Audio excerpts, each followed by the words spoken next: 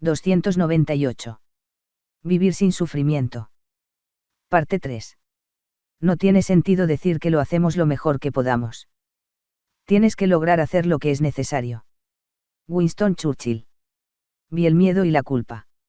El miedo y la culpa son las dos grandes emociones primarias que más daño pueden hacernos. Pero como ambas son invenciones mentales, podríamos pensar que con la misma herramienta que las creamos podremos deshacernos de ellas, nuestra mente. Estas emociones tienden a aumentar o disminuir la actividad biológica de nuestro cuerpo, hiperactividad o hipoactividad, euforia o depresión.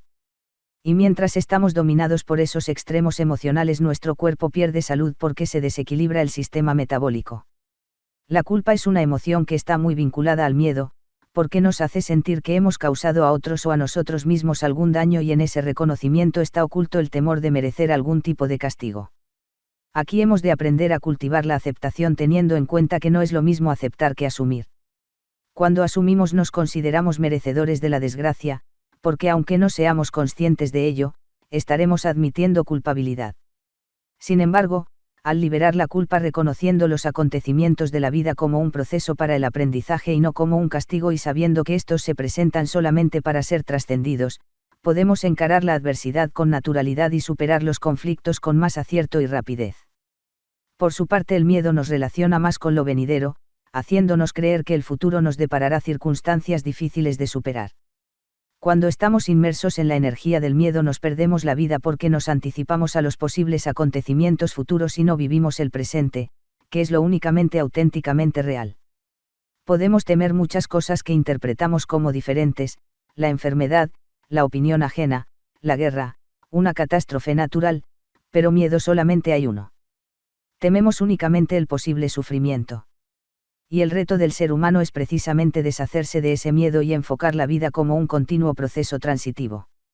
Solemos movernos por miedo o por amor, sin embargo fácilmente confundimos estos dos conceptos, pues el instinto de supervivencia sigue interponiéndose y confundiéndonos a la hora de establecer nuestra escala de prioridades. Pero en el estado de evolución en el que ya nos encontramos hemos de utilizar nuestra capacidad mental para dar paso a los dictados del corazón, aceptando que es mejor amar la vida que temer perderla.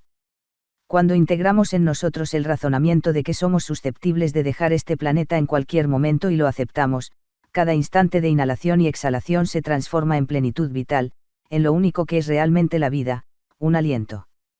Continuamente aparecen estudios científicos que nos alertan sobre la contaminación acústica, ambiental, electromagnética, la influencia en la salud de incorrectos hábitos alimenticios. Ni qué decir tiene que debemos estar informados sobre todo ello y actuar en consecuencia, pero si existen circunstancias que nos impiden llevar a cabo los cambios necesarios, para incorporar a nuestra vida hábitos nuevos, o al hacerlo tuviéramos que provocar situaciones forzadas que contribuyeran a aumentar nuestro estrés, es preferible aceptar la situación en que nos encontremos y esperar que las circunstancias sean más propicias para efectuar esos cambios.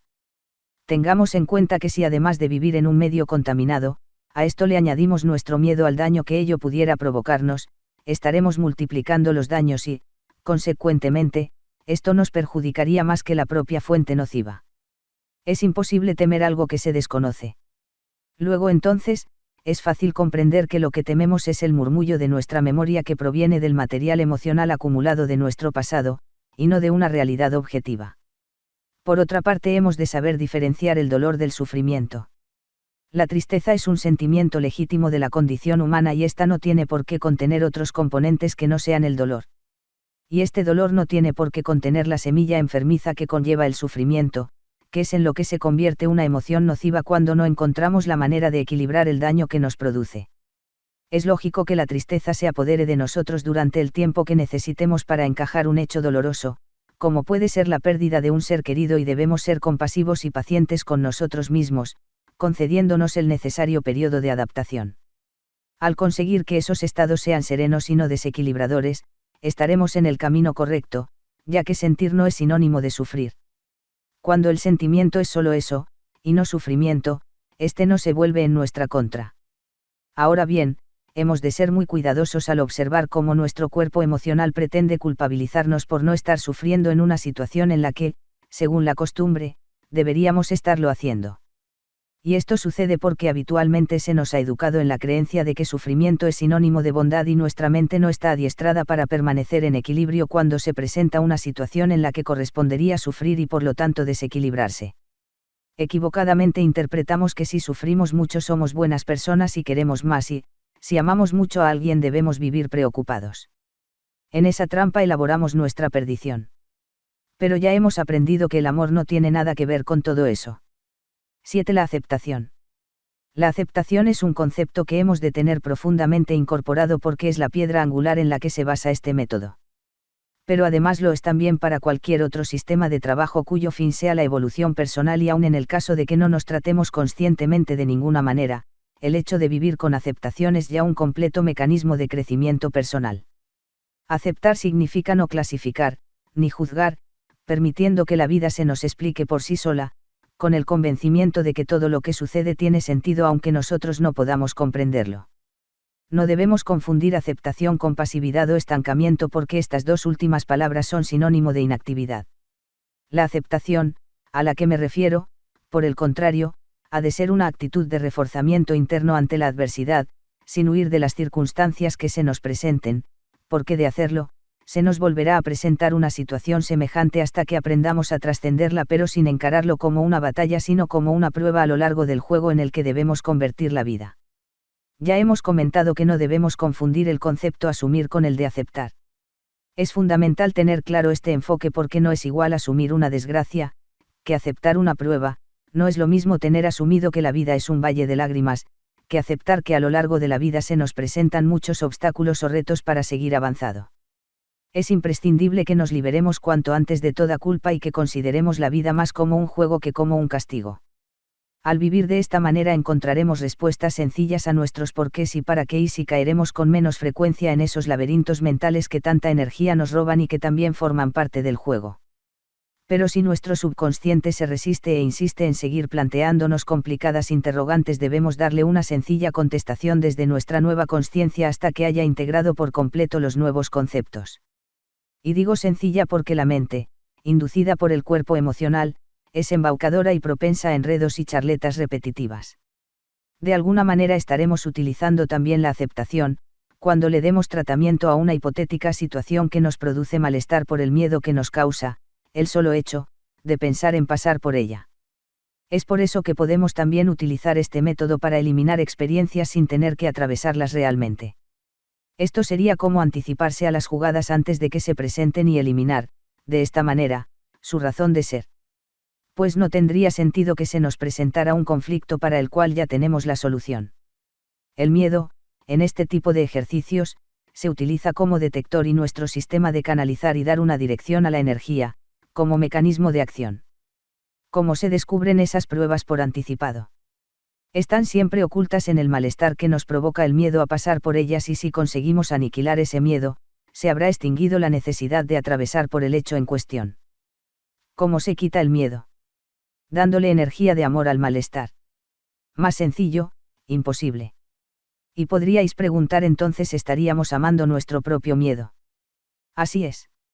Estaríamos amando nuestro proceso de vida y el miedo, en este caso, estaría colaborando, con su presencia anticipada, para allanarnos el camino. Por eso no es tan descabellado que amamos también ese dispositivo de ayuda en que, en este caso, puede convertirse el miedo. Pues el miedo contiene también, dentro de sí mismo, la semilla de su propia destrucción. Hemos de aceptar y tratar con la energía del amor todo lo que se nos presente aunque eso sea, precisamente, nuestra resistencia a aceptar. Es fundamental tratarse para que tanto la preocupación como el deseo excesivo descienda su intensidad transformando su inútil consumo energético en actividad creadora de bienes, ya sea esta en forma de acción física o mental y para que el deseo se presente solamente en la justa medida que nos permita seguir avanzando.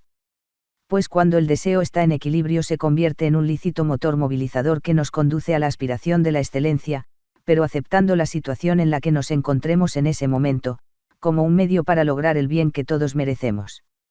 La aceptación es también de vital importancia a la hora de canalizar energía y dirigirla a una dolencia física, pues en cuanto dejamos de oponer resistencia y admitimos el dolor como parte del proceso que estemos atravesando, este disminuye. Sin embargo, lo habitual, cuando tenemos un dolor, es querer huir de él, y de esa manera lo intensificamos consiguiendo que éste se convierta en una doble dolencia, la del propio dolor y la del estrés que nos produce la lucha por deshacernos de él. En ese estado no encontraremos espacio para tratarnos con la energía.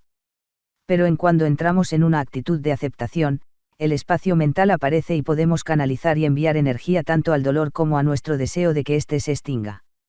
8. La técnica. Como preámbulo me gustaría decir que es mejor que pongamos en nuestra mente la idea de que esta técnica consiste en una actitud diferente ante la vida y no en un constante trabajo. Si lo enfocamos como más trabajo lo rechazaremos más fácilmente porque estamos hartos de tanto trabajar.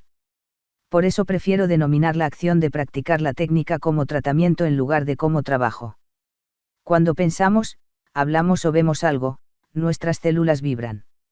Esto hace que algo se transforme en la compleja maquinaria que es nuestro cuerpo. Para que esta técnica sea efectiva tenemos que conocer y admitir el hecho de que poseemos el poder de acceder, tan solo con nuestra intención, a la transformación de la química interior de nuestro cuerpo, para poder conseguir nuestro equilibrio físico y mental y, consecuentemente, nuestra sanación, en el caso de que estemos enfermos. Podemos imaginar que poseemos porque así es una varita mágica que transmutará, dentro de nosotros, cualquier cosa que deseemos. No tendremos que aprender ni practicar ninguna disciplina y puede realizarlo todo el mundo, incluso los niños independientemente de su religión o creencias. Se trata de poner en marcha, con un solo pensamiento, todo un mecanismo, que desencadene el poder necesario para limpiar nuestras emociones dañinas y esto afectará a nuestro cuerpo físico y mental. Con ello permitiremos transformar en luz la oscuridad en que vivimos, desprendiéndonos de la culpa, la ira y el miedo que nos mantienen cautivos de nosotros mismos. Las posibilidades de actuar con esta técnica y sus beneficios son infinitos. Y sería ideal que, con el tiempo, a base de irla introduciendo poco a poco en nuestra manera de entender la vida, se convirtiera en una práctica cotidiana, sirviéndonos continuamente de su inmenso poder, hasta estar lo suficientemente liberados como para no necesitarla para nosotros mismos, y empezar a usarla, para iluminar, es decir, no servirnos de ella para mitigar nuestro sufrimiento sino por el bien del conjunto planetario y para ser punto de referencia para los demás. Esta enseñanza pretende transmutar la energía de sufrimiento en energía sanadora.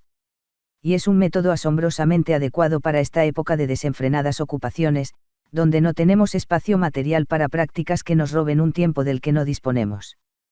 Pues a esta técnica no hay que dedicarle un tiempo físico, sino un espacio mental, ya que se practica sobre la marcha, es decir, que en cuanto percibimos en nosotros una reacción emocional en forma de molestia, rabia, desagrado, enfado, celos, ira, etc., ya tenemos presente la oportunidad de suprimir ese conflicto, con un solo pensamiento. Es, además, un doble instrumento porque, sin ni siquiera darnos cuenta, poco a poco, nos iremos haciendo conscientes de lo que pensamos y sentimos, con el consiguiente beneficio de no vernos constantemente arrastrados por pensamientos y acciones inconscientes e incontroladas. Esta no es una acción que se nos pueda imponer desde fuera, sino que cada uno se irá despojando, a su propio ritmo, de sus conflictos individuales hasta dejar paso al ser que alberga en su interior y que es el auténtico yo que siempre pugna por salir y al que le es imposible emerger por la cantidad de cargas emocionales que se lo impiden desde el subconsciente. Y esta es también otra ventaja del método, no es imprescindible saber por qué ni cómo, todo ese material emocional ha llegado a formar parte de nosotros.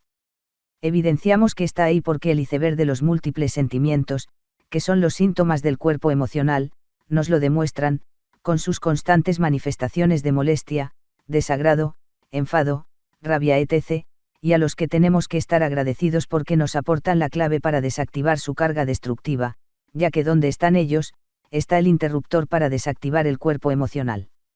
Al principio, hasta no empezar a comprobar los beneficios, no estaremos muy seguros de lo que estamos haciendo en realidad, y desde luego atravesar la delicada etapa de las resistencias, de los intentos de razonar y ver la lógica, serán el obstáculo principal, ya que nuestra mente, que necesita tenerlo todo instalado en su sitio justo, para no perder el control, rechaza sistemáticamente cualquier acto novedoso que la obligue a trastocar su orden establecido, aunque éste no se esté manteniendo en un precario estado de salud física o mental. Por eso, al principio, la perseverancia será un arma imprescindible, ya que solamente la práctica insistente podrá despertarnos del letargo que nos impide nuestro crecimiento personal. Es posible que no se sepa si se está haciendo bien hasta que las resistencias desciendan su intensidad y permitan reconocer los primeros resultados, pero una vez culminada esa fase, será menos dificultosa la superación de la duda. La duda es un arma muy poderosa que utiliza el cuerpo emocional y puede aparecer disfrazada de muchas maneras. Hemos de aprender a reconocerla para que no nos domine la confusión, porque en cuanto ésta aparece solemos tomar el camino más sencillo, que es el de no aplicar el tratamiento. Los trucos mentales, que ya sabemos que están al servicio del cuerpo emocional, nos harán creer que lo mejor es conservar el equilibrio ya establecido sin que haya necesidad de seguir avanzando, pero no olvidemos que eso es solo una trampa. Para evitar el peligro de rendirse en esa primera etapa en la que, como hemos dicho, la mente no quiere aceptar sin razonar porque quiere comprender, debemos darle al intelecto el alimento que nos pida, en forma de respuestas lógicas que tranquilicen el insaciable apetito al que le tenemos acostumbrado, pero sin detener la práctica, porque en cuanto la abandonemos, nuestro subconsciente habrá conseguido arrastrarnos a la posición en la que él vuelve a llevar el control absoluto y no será mucho más dificultoso retomar el ritmo. Tengamos en cuenta que durante mucho tiempo le hemos concedido al subconsciente una autoridad que no podemos arrebatarle ahora de golpe. Por eso, siempre que intentamos, conscientemente, incorporar a nuestro ritmo de vida alguna novedad, nuestra parte mental inconsciente, que ya sabemos que está subordinada por el cuerpo emocional, se resiste, y en cuanto bajamos la guardia, zas, volvemos a perder nuevamente el control consciente de la situación, siendo impulsados a la vieja costumbre.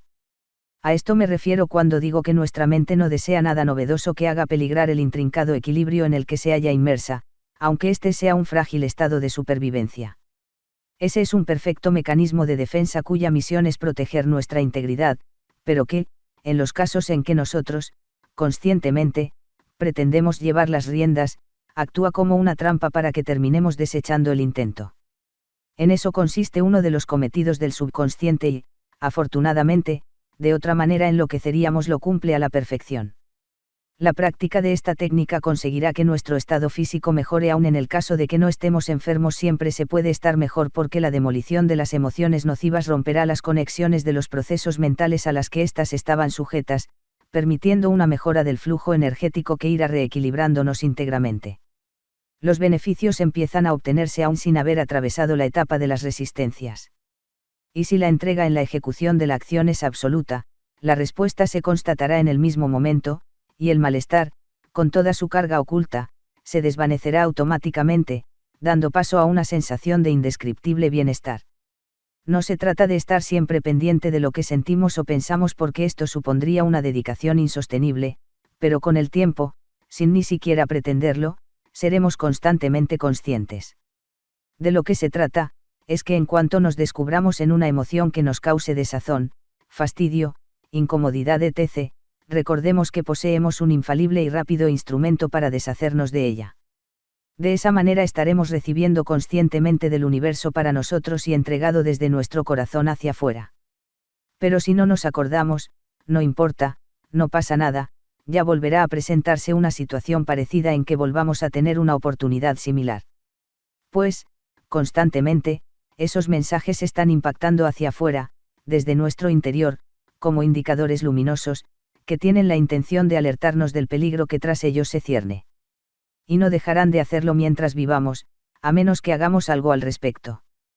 Cuando esos malestares dejen de aparecer, será cuando sabremos que nuestra acción ha sido efectuada adecuadamente. Los resultados serán tan rápidos como nosotros nos permitamos, y uno nunca sabe realmente cuánto se permite, porque eso se esconde en una parte de nosotros mismos a la que no tenemos acceso. Unas personas tienen más resistencias que otras y eso requiere mayor insistencia. Unas personas tienen más prisa que otras y eso también puede entorpecer y ralentizar las respuestas. La calma y la insistencia, en estos procesos, son siempre buena consejera. Es preferible ir sin prisa pero sin pausa y sobre todo no poner grandes expectativas. Las expectativas y el deseo exagerado dividen la atención, que ha de estar al máximo posible en la observación, aunque el espacio de tiempo que se le dedique a esta observación sea mínimo. Lo mejor es empezar a practicar y ver qué pasa, pues las valoraciones son absolutamente personales, sin que tengamos que medirnos con nadie. Será como vivir en una constante expresión de entrega consciente a la vida, de fusión con los acontecimientos, para sumergirnos en la pulsación de la existencia formando parte de ella pero sin tomar partido, espectadores y actores a la vez, observadores pasivos en cuanto a juicio, y activos en cuanto a transmutación de energías negativas, participando en el proceso de la creación al mismo tiempo. La integridad en la entrega, a la hora de canalizar y expandir la energía, ha de ser absoluta, como lo haríamos al acariciar a un hijo o a la persona más amada, o sea, sin esperar recompensa de ninguna clase. Pero la energía del universo, que actúa como un boomerang, siempre termina retornándonos, con creces, aquello que nosotros hemos contribuido a crear, tanto si es positivo como si es al contrario. Si se actúa pensando en uno mismo aunque finalmente sea uno mismo el directo beneficiario, el efecto no será igual. La energía divina se bloquea cuando se interponen dobles intenciones. Solo fluye correctamente si la entrega es pura. Y nosotros siempre sabemos, en nuestro fuero interno, cuando realmente lo es. A veces la resistencia a amar a alguien o a algo hacia lo que sentimos mucho rechazo puede ser demasiado intensa y, en esos casos, solo querremos huir. Sin embargo, será ahí, precisamente, donde tendremos que perseverar, sin olvidar que si la presión se nos hace insoportable, habremos de concedernos el tiempo necesario para que la experiencia no nos resulte tan violenta. Y esto no debemos tomarlo como un fracaso, sino con el reconocimiento de que esa emoción está más intensamente enraizada en nosotros, pudiendo realizar breves intentos, como si fuésemos desprendiendo capas de una cebolla hasta que, por fin, lleguemos al núcleo. Hemos de aprender a descubrir dónde está nuestra justa medida, para sin dejar de tratarnos, no ir más allá de nuestras personales limitaciones. Si transgredimos esas limitaciones, también nos arriesgamos a una rendición. No debemos intentar transformar o cambiar nada, tanto fuera como dentro de nosotros, aunque, de hecho, la transformación se produzca sino aceptar que, por alguna razón, ciertas cosas, hechos o personas, nos producen unas determinadas reacciones, dependiendo de nuestras cargas emocionales cuya existencia se nos evidencia con malestares físicos o emociones incontrolables. Lo que debemos hacer siempre es enviar energía de amor al efecto que se nos presenta, para así tratar la causa, oculta, que puede corresponder a infinidad de razones, que siempre se relacionan con vivencias de nuestro pasado reciente o remoto. Pero no hace falta que conozcamos ese pasado ni los hechos por los cuales, ahora, se nos manifiestan. Al conseguir que la emoción disminuya su intensidad o se extinga por completo, habremos logrado, por una parte, nuestro aumento de tranquilidad, que afectará directamente en nuestro bienestar físico, mejorando nuestra salud, si estamos enfermos, o impidiendo que la enfermedad se presente, si estamos sanos. Y por otro, estaremos generando la transmutación de una energía negativa, por otra positiva, siendo fácilmente comprobable, porque en cuanto mejora nuestro estado interno, las relaciones externas lo notan tanto, como lo hacen las que tenemos con nosotros mismos y con aquellos con los que convivimos. Estaremos realmente sanos y seremos verdaderamente libres cuando nada ni nadie nos produzca molestia, fastidio, desagrado, etc. Esta será la consecuencia de haber desechado la ira, el miedo y la culpa. Pudiendo aceptar cualquier suceso sin tener que juzgarlo ni clasificarlo, actos que son el sustento del cuerpo emocional que cuando no es tratado con energía espiritual nos devora el corazón. Esta técnica consiste en la acción de la no reacción para transmutar la energía de sufrimiento en energía de amor. Cuando reaccionamos ante lo que interpretamos como una agresión, estamos permitiendo ser invadidos por la misma energía que la agresión contiene. Cuando nos hacemos conscientes de ello y permitimos que la energía del amor entre en acción, estamos abriendo paso a una energía de mayor vibración y con ello desactivando el poder que cualquier energía inferior pueda tener. Con el tiempo, comprobaremos también, que al estar fluyendo con la energía creadora del universo nos estaremos moviendo en la excelencia. Esto significa que el cosmos, Dios, el yo superior, o como queramos llamarlo, nos facilitará el camino para seguir adelante en nuestra trayectoria evolutiva, sin correr ningún peligro. Y aunque tropecemos con situaciones aparentemente perjudiciales, quizá éstas hayan de presentarse tan solo para ir a mejor o para hacernos tomar una dirección más adecuada. Porque utilizar esta técnica es entrar en armonía con la fuente de todo lo creado, permitiendo que su frecuencia actúe en consonancia con nosotros y empecemos a experimentar maravillas. Descubriremos, con la práctica, que al mejorar nuestro enfoque, desaparecen los picos extremos en nuestros estados de ánimo dejando de pasar de un estado de euforia a otro de depresión. El hecho de no tener que tratarnos de una forma determinada nos abre un abanico de infinitas posibilidades. La periodicidad de la práctica es absolutamente personal. Cuando se tiene la intención de realizar la acción en que consiste la técnica, cualquier ritmo con el que se haga estará bien, será perfecto. Tú mandas, tú decides, tú eres el dueño de tu proceso. Lo único importante es no alejarse nunca de la práctica, realizándola al menos una vez al día. Pero aunque así fuese, y por algún motivo nos alejamos de ella por un tiempo, también hemos de aceptarlo porque quizá necesitemos hacer una pausa para asentar la idea, o incluso puede que no sea nuestro momento para practicar este método y tampoco por eso hemos de culpabilizarnos. O quizá no sea este un sistema apropiado para nuestra personalidad. Pero antes de rechazarlo deberíamos asegurarnos de si ese convencimiento no se debe a una trampa que nos pone nuestro cuerpo emocional para seguir llevando las riendas de nuestro proceso de vida. Continúa en el siguiente capítulo.